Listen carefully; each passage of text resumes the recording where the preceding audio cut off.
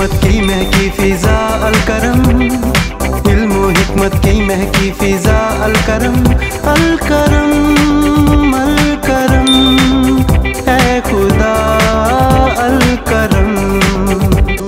अल करम high school, Sher Shah road, दाता नगर, बादामी बाग, लाहौर।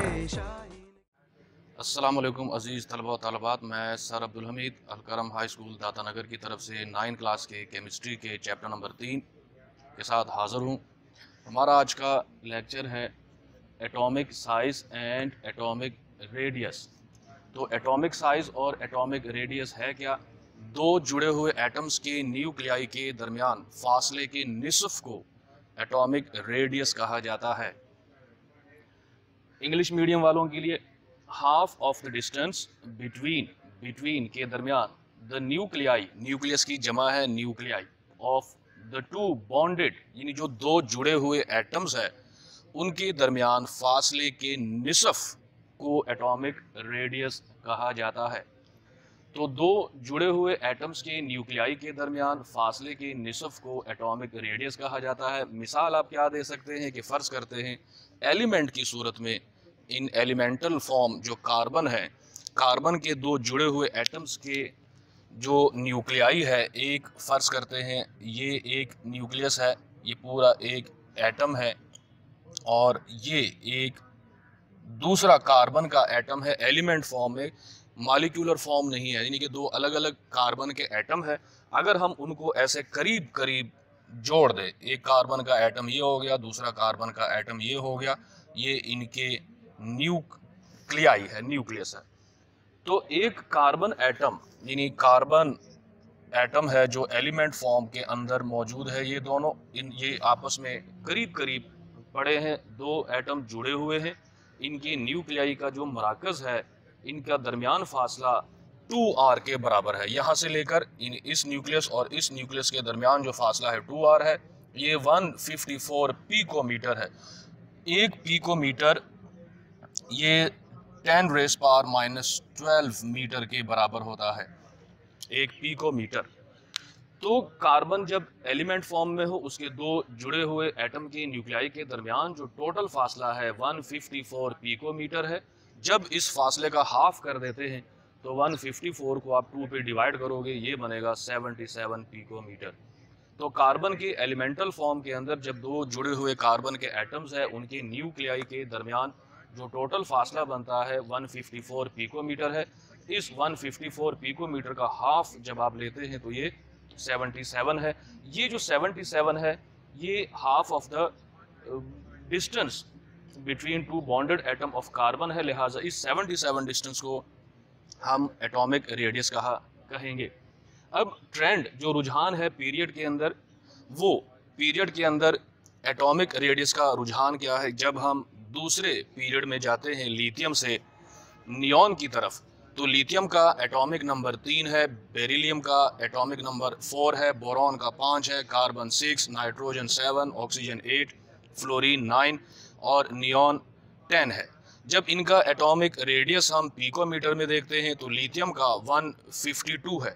यानी अगर आप इस सीरीज़ पर गौर करते हैं तो पीरियड के अंदर एटॉमिक रेडियस में आहिस्ता आहिस्ता ग्रेजुअली कमी वाक़या हो रही है, यानी atomic radius in period gradually decreases. ये 152 से 69 तक पीरियड के अंदर ये डिक्रीज हो गए। तो एटॉमिक रेडियस, एटॉमिक साइज या atomic radius decreases in period from, ये सेकंड पीरियड की बात करेंगे तो ज़्यादा दुरुस्त होगा। इन सेकंड पीरियड, हर पीरियड में ऐसा ही होता है, from lithium 152 to neon 69 picometre. यानी पीरियड के अंदर एटॉमिक रेडियस में आहिस्ता आहिस्ता ग्रेजुअली कमी वाक़या होती है। इसकी वजह क्या है? जब हम पीरियड में बाएं से दाएं तरफ जाते हैं तो एटॉमिक नंबर में इजाफा तो हो रहा है, यानी इसका एटॉमिक नंबर 3 है, इसका एटॉमिक नंबर 4 है, 5 है, 6 है, 7 है, 8 है, 9 है, 10 है। लेकिन एक पीरियड के अंदर शेल की तादाद में इजाफा नहीं होता, यानी कि जो पीरियड का नंबर है वही उस एटम के गिर्द शेल्स की तादाद है। मिसाल के तौर पर अगर हम लिथियम को ले लेते हैं, लिथियम के लिए तो चूंकि सेकंड पीरियड है, लिथियम के गिर्द ये न्यूक्लियस में शो करता हूँ, इसके गिर्द 2 शेल है, 2 ऑर्बिट है। तो पहले शेल में आप जानते हैं कि 2 इलेक्ट्रॉन आते हैं और दूसरे शेल में 1 इलेक्ट्रॉन आएगा। इसी तरह से इसके अंदर जो नंबर ऑफ प्रोटॉन्स होंगे वो भी 3 होंगे, तो 3 प्रोटॉन्स है। न्यूक्लियस के अंदर प्रोटॉन्स की तादाद को इफेक्टिव न्यूक्लियर चार्ज कहा जाता है, यानी मुअस्सर न्यूक्लियर चार्ज। तो पीरियड में बाएं से दाएं जानिब मुअस्सर न्यूक्लियर चार्ज में इजाफा होता है, नंबर ऑफ प्रोटॉन में इजाफा होता है, जबकि शेल की तादाद में इजाफा नहीं होता। जब आप बेरिलियम में जाते हैं तो शेल की तादाद वही है बेरिलियम के लिए, यानी Be के लिए। न्यूक्लियस का साइज थोड़ा सा और बड़ा हो गया क्योंकि प्रोटॉन की तादाद इसमें 4 हो गई है, लेकिन जो शेल है वो वही 2 है। इसी तरह से जब बोरॉन में जाते हैं तो मुअस्सर न्यूक्लियर चार्ज, जो इफेक्टिव न्यूक्लियर चार्ज है, वो और ज़्यादा हो जाता है, यानी अब न्यूक्लियस में प्रोटॉन की तादाद 5 हो गई, लेकिन शेल वही 2 है। इसी तरह से जब हम पीरियड के अंदर बाएं से दाएं तरफ आते हैं तो मुसलसल जो इफेक्टिव न्यूक्लियर चार्ज है, प्रोटॉन की तादाद है, उसमें मुसलसल इजाफा हो रहा है, लेकिन शेल की तादाद में कोई इजाफा नहीं हो रहा। इसी तरह से जब हम नियॉन पे आते हैं तो इसका ये न्यूक्लियस में शो कर रहा हूँ, इसमें प्रोटॉन की तादाद 10 हो गई है, लेकिन शेल की तादाद में कोई इजाफा नहीं हो रहा, शेल की तादाद वही 2 है। तो अब अगर आप इस पर गौर करेंगे, जितना न्यूक्लियस बढ़ेगा प्रोटॉन की तादाद में इजाफा होगा, प्रोटॉन की तादाद में इजाफे के साथ साथ न्यूक्लियर चार्ज में इजाफा होता है।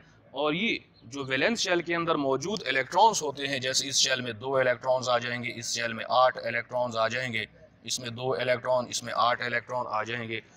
तो चूंकि अब वैलेंस इलेक्ट्रॉन न्यूक्लियस के करीब आ जाते हैं, न्यूक्लियस साइज में तो बड़ा हो रहा है, लेकिन शेल की तादाद में कोई इजाफा नहीं हो रहा, शेल की तादाद वही 2 है।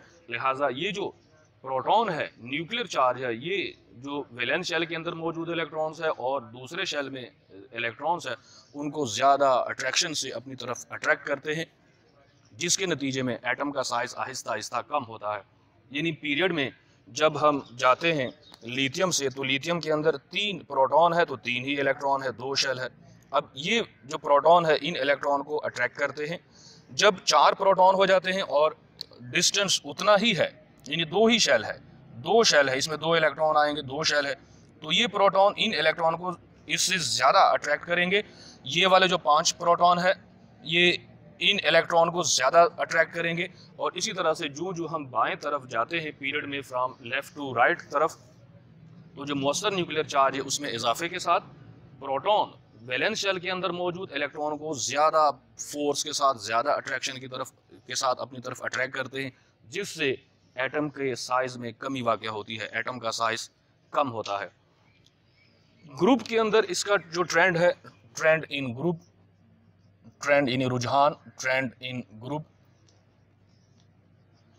अगर हम ग्रुप में देखते हैं तो ग्रुप के अंदर एटॉमिक रेडियस में ऊपर से नीचे इजाफा होता है। यानी लिथियम जिसका एटॉमिक नंबर 3 है, इसका एटॉमिक रेडियस है 152 पिकोमीटर। सोडियम का 11 एटॉमिक नंबर है 186, इसका एटॉमिक रेडियस है। पोटाशियम का 19 एटॉमिक नंबर है 227। तो यहाँ पे अगर आप गौर करें तो ग्रुप में एटॉमिक रेडियस में ऊपर से नीचे आते हुए इजाफा होता है, ग्रेजुअली इंक्रीज इन ग्रुप। तो एटॉमिक रेडियस इंक्रीज ग्रेजुअली इन ग्रुप। इसकी वजह क्या है, एटॉमिक रेडियस में इजाफा ग्रुप में क्यों होता है? जब आप लिथियम देखते हैं तो लिथियम के ऊपर के साथ 2 शेल है। ये दूसरा पीरियड है, दरअसल दूसरा पीरियड है, ये तीसरा पीरियड है, ये चौथा पीरियड है। जो पीरियड का नंबर है उसके गिर्द उतने ही शेल्स होते हैं। तो लिथियम इसमें 2 शेल है, ये न्यूक्लियस है, इसमें 3 प्रोटॉन है। जब हम सोडियम की तरफ आते हैं तो सोडियम का एटॉमिक नंबर 11 है। अब ये तीसरे पीरियड में है, ये देखिए, ये तीसरा जो मैं लिख रहा हूँ ये 3p है, 3 तीसरे पीरियड में है और फर्स्ट ग्रुप में है। फर्स्ट ग्रुप के मेंबर है लेकिन लिथियम दूसरे पीरियड और फर्स्ट ग्रुप, सोडियम तीसरे पीरियड फर्स्ट ग्रुप, पोटाशियम चौथे पीरियड और फर्स्ट ग्रुप, रुबिडियम पांचवें पीरियड फर्स्ट ग्रुप और सीजियम छठे पीरियड और फर्स्ट ग्रुप के ये एलिमेंट्स है।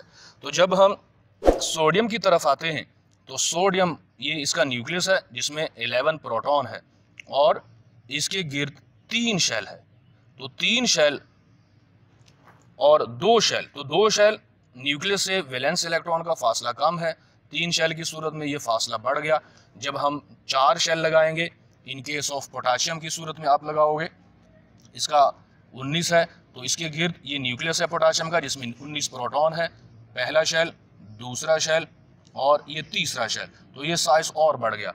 इसी तरह से रुबिडियम के गिर्द 5 शेल होंगे, 1 2 3 4 5। यानी जो जो सक्सेसिव पीरियड में हम ऊपर से नीचे आते हैं ग्रुप में, तो हर पीरियड के अंदर 1 शेल का इजाफा होता है। इस तरह से जब सीजियम में होंगे तो आप 6 शेल लगाओगे, तो जो जो हम 1 शेल का इजाफा करते हैं तो एटॉमिक रेडियस में इजाफा होता है। अगरचे यहाँ पर एटॉमिक नंबर यानी जो न्यूक्लियर चार्ज है उसमें इजाफा तो हो रहा है, इसमें 3 प्रोटॉन है, इसमें 11 प्रोटॉन है, लेकिन साथ साथ चूंकि ग्रुप के अंदर एलिमेंट्स के शेल की तादाद में इजाफा होता है, हर आने वाले नीचे ग्रुप में ऊपर से आते हुए लगातार 1 शेल का इजाफा होता है, जिसके नतीजे में एटॉमिक रेडियस में इजाफा होता है। लेकिन जो ट्रांजिशन एलिमेंट्स होते हैं, डी ब्लॉक एलिमेंट्स होते हैं कुछ, उनमें ये थोड़ा सा चेंज होता है। पहले ये एटॉमिक साइज़ में कमी वाक़या होती है और दोबारा ये साइज़ में कुछ इजाफा हो जाता है, जिसे लेंथेनाइट कॉन्ट्रैक्शन कहा जाता है। तो ये पीरियोडिक टेबल के जो ट्रेंड है और इसकी तारीफ़ है, ये इंतहाई अहम है। ये था आज का हमारा टॉपिक। उम्मीद है आपको समझ आया होगा। अगर कोई मसला है तो आप कमेंट में लाजमी लिख दीजिएगा। अल्लाह हाफिज़।